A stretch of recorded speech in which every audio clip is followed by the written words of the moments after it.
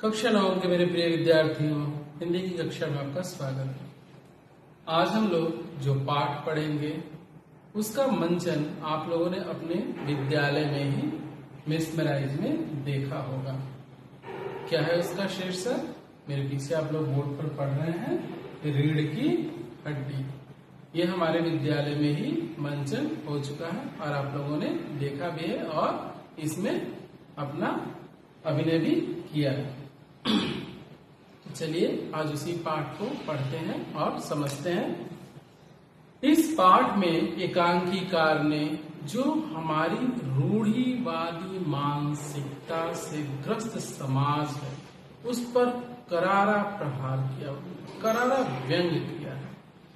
इस पाठ में उन्होंने स्त्रियों की शिक्षा, उनके साहस और उनके आत्मविश्वास को दिखाया है।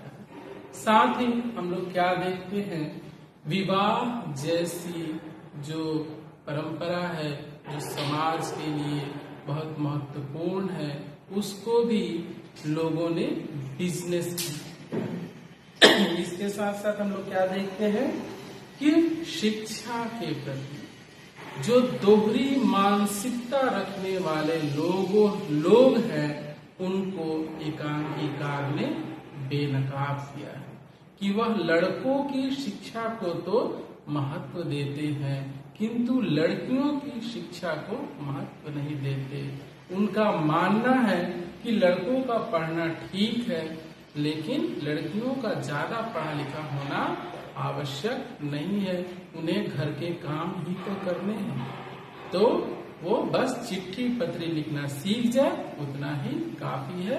यह उन जैसी सोच रखने वाले लोगों की मानसिकता को उजागर किया गया। तो चलिए इस पाठ को पढ़ते हैं और पढ़ते हुए समझते हैं। बड़ा ही महत्वपूर्ण पाठ है और बड़ा ही मजेदार है। रीढ़ की हड्डी। एकांकीकार कौन है? जगदीश चंद्र माथुर। तो मैं आपको पढ़ते हुए पाठ को समझा रहा हूं, आप लोग ध्यान से मिला लीजिएगा। मामूली तरह का सजा हुआ एक कमरा, अंदर के दरवाजे से आते हुए जिन महाशय की पीठ नजर आ रही है वे अधेड़ उम्र के मालूम होते हैं। उनकी आयु लगभग 52-55 साल हो चुकी है, 50 से 60 साल के बीच में अधेड़ हो चुके हैं, यानी आधी उम्र उनकी बीत चुकी है। तो हम लोग कह सकते हैं 50 वर्ष के आसपास उनकी आयु होगी। एक तख्त को पकड़े हुए पीछे की ओर चलते चलते कमरे में आते हैं और तख्त का दूसरा सिरा उनके नौकर ने पकड़ रखा, यानी एक तख्त है जिसको एक तरफ से उन्होंने पकड़ा है और दूसरी तरफ से उनके नौकर ने पकड़ा है और उसको लेकर चले आ रहे हैं। बाबू, अबे धीरे धीरे चल, अब तख्त को उधर मोड़ दे, बस। नौकर, बिछा दूं साहब। नौकर क्या कहता है? बिछा दूं साहब। बाबू जरा तेज आवाज में, और क्या करेगा? परमात्मा के यहाँ अक्ल बट रही थी तो तू क्या देर से पहुंचा था? बिछा दूं साहब। और यह पसीना किस लिए बहाया है? यह बाबू राम स्वरूप कह रहे हैं अपने नौकर से। नौकर तख्त बिछाता हुआ ही करके हंसता है। बाबू, हंसता क्यों है रे? अबे हमने भी जवानी में कसरतें की हैं, कलसों से नहाता था लोटों की तरह।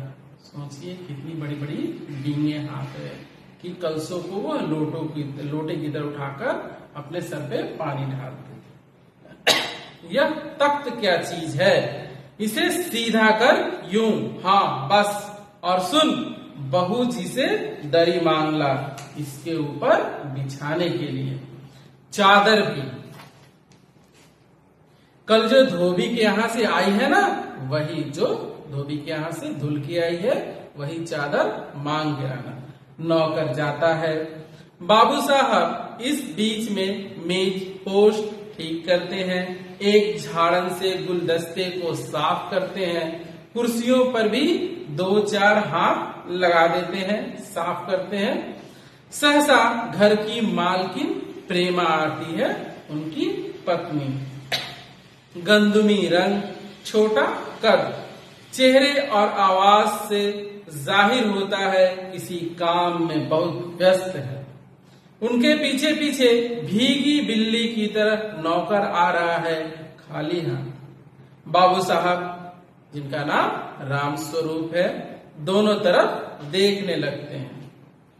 पत्नी आती है, यानी घर की मालकिन आती है।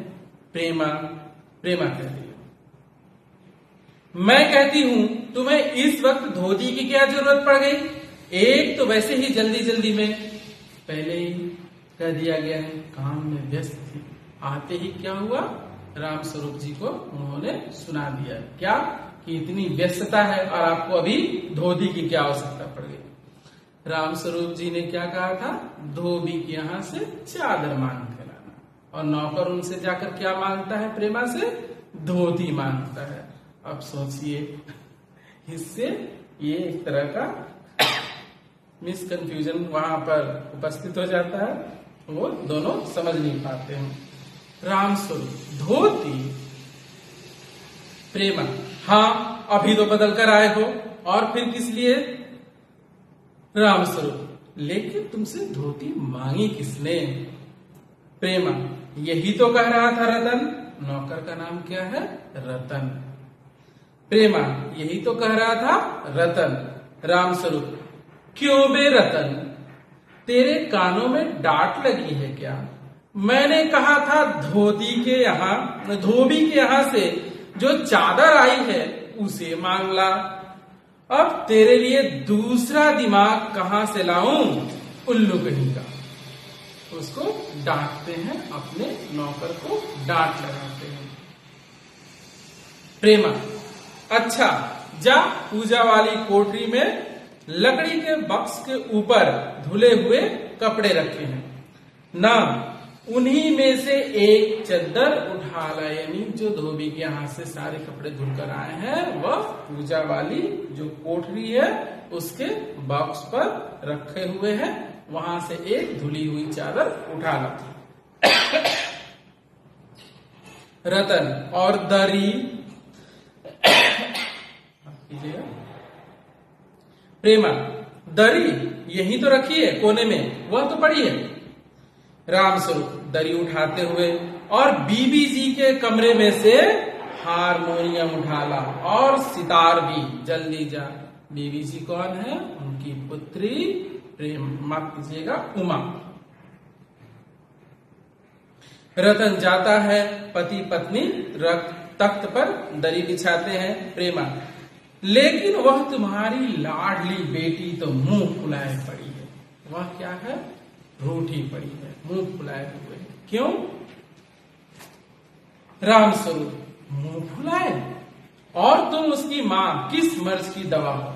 जैसे तैसे करके वे लोग तो पकड़ में आए हैं। अब तुम्हारी बेवकूफी से सारी मेहनत बेकार जाए तो मुझे दोष मत देना, यह राम स्वरूप कह रहे हैं। प्रेमा, तो मैं ही क्या करूं? सारे जतन करके तो मैं हार गई। तुम्ही ने उसे पढ़ा लिखा कर इतना सिर पर चढ़ा रखा है। मेरी समझ में तो ये पढ़ाई लिखाई के जंजाल आते ही नहीं। अपना जमाना अच्छा था, आ ई पढ़ ली, गिनती सीख ली, और बहुत हुआ तो स्त्री सुबोधनी पढ़ ली। सच पूछो तो स्त्री सुबोधनी में ऐसी ऐसी बातें लिखी हैं, ऐसी बातें कि तुम्हारी बीए एमए की पढ़ाई क्या होगी। और आजकल के तो लक्षण ही अनोखे हैं। ये पति पत्नी की नोक झोंक चल रही है। राम स्वरूप जी कुछ बोल रहे हैं, उसके उत्तर में प्रेमा भी कुछ कह रही है। दोनों अपनी अपनी बातें कर रहे हैं। अब राम स्वरूप जी अपनी पत्नी को क्या कह रहे हैं, सुनिए जरा। ग्रामोफोन बाजा होता है ना? प्रेमा, क्यों? राम स्वरूप, 2 तरह का होता है, एक तो आदमी का बनाया हुआ, उसे एक बार चलाकर जब चाहे रोक, और दूसरा परमात्मा का बनाया हुआ रिकॉर्ड एक बार चढ़ा तो रुकने का नाम नहीं। प्रेमा हटो जी, तुम्हें तो ठिठोली ही सूझती है। क्या तुम्हें तो ठठोली ही सूझती है? यह तो होता नहीं कि उस अपनी उमा को राह पर लाते। अब देर ही कितनी रही है उन लोगों के आने में। यानी मुझ पर व्यंग करने से अच्छा है अपनी पुत्री को समझा लीजिए। वो लोग लेनी लड़के वाले आते ही होंगे, अपनी लड़की को समझाइए। राम स्वरूप तो क्या हुआ? तो हुआ क्या? प्रेमा तुम्ही ने तो कहा था कि जरा ठीक ठाक करके नीचे लाना।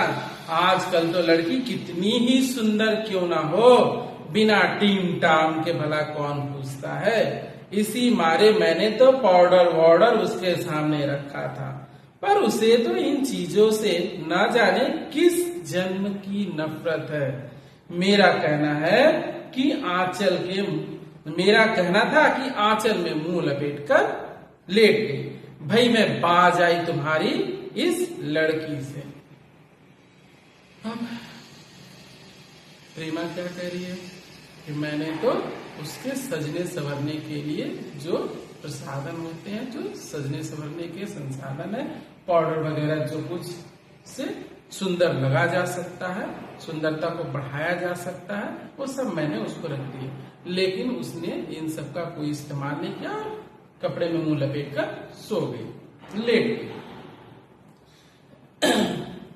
तो जब हम अगले पाठ में मिलेंगे तो इसको और अच्छे से आगे की कहानी को जानेंगे। मिलते हैं अगली कक्षा में और पढ़ते हैं रीढ़ की हड्डी।